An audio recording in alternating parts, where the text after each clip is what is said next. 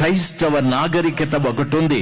క్రైస్తవ నాగరికతలో ప్రాముఖ్యమైంది పరిశుద్ధత. పరిశుద్ధత దాన్ని మినహాయించి ఇంకొక నాగరికత లేకపోతే అపరిశుద్ధమైన వాతావరణం, ఆ రీతిగా జీవించిన వారి పరిస్థితులు సర్వనాశనమైపోయాయి. నా కళ్ళతో నేను చూశాను. దయచేసి గమనించాలి. నా క్లాస్మేట్ అని చెప్పుకుంటున్న బిడ్డ కూడా ఒక రోజున ప్రక్కన చర్చి జరుగుతూ ఉంది.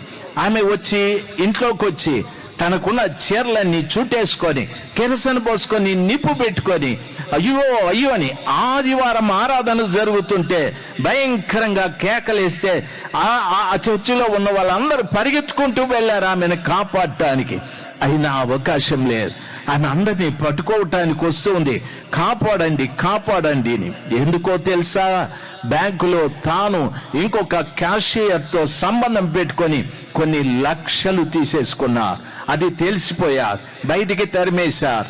ఇంకా డబ్బులు కట్టాలి, భర్త తరిమేశారు. అనాథగా వచ్చి ఇక్కడ పడిపోయారు. జీవితం పూర్తిగా దుర్భరమైపోయారు.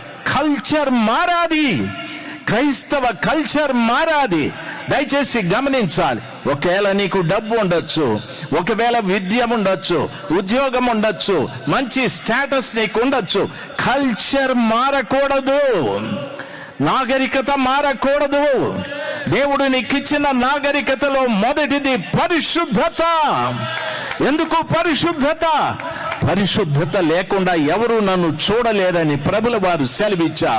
దయచేసి గమనించవలసిన విషయం, రాత్రి సమయమందు ఏదో పనికిరాని నాగరికత, ఎవడో స్నేహితుడు, ఏదో స్నేహితురాలు, ఎవరో బంధువు, ఎందరో బంధువురాళ్ళు అనేటటువంటి వారితో కలిసి నాగరికత మార్చుకొని జీవితాలు పాడు చేసుకునే పరిస్థితి నాకు నీకు రాకుండునుగాక, రాకుండునుగాక.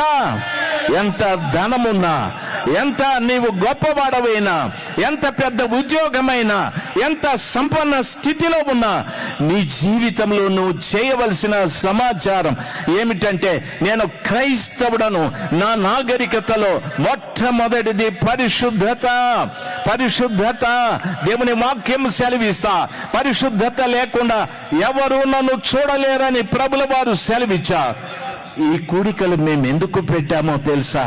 మీరు పరిశుద్ధులు కావాలని, పనికిరాని నాగరికతలు పోవాలని, పనికిరాని వ్యర్థమైన జీవితాల నుండి మీరు బయటికి రావాలని. ఇంత డబ్బులు ఖర్చు పెట్టి స్థలంలోకి రావడంలో మాకు మిగిలేది ఏమీ లేదు. ఎందుకో తెలుసా? కొన్ని ఆత్మలైన ప్రభు దగ్గరికి రావాలని.